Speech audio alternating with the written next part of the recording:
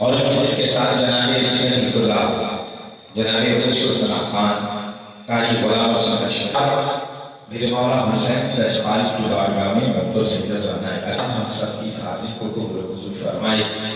फैसला का बारगाह में अंदर को कबूल फरमाए हज़रात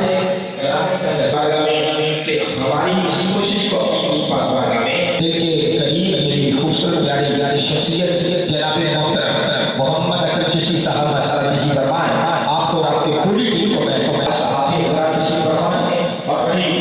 हमारी खुशनसीबी है कि इनके दरमियान हमें अपनी शाही का मौका मिलता है तो तमाम वाक़ई में बैठने की तवज्जो चाहते हैं ना हो काफ़ी तस्वीर में आले मोहम्मद की इबादत अल्लाह को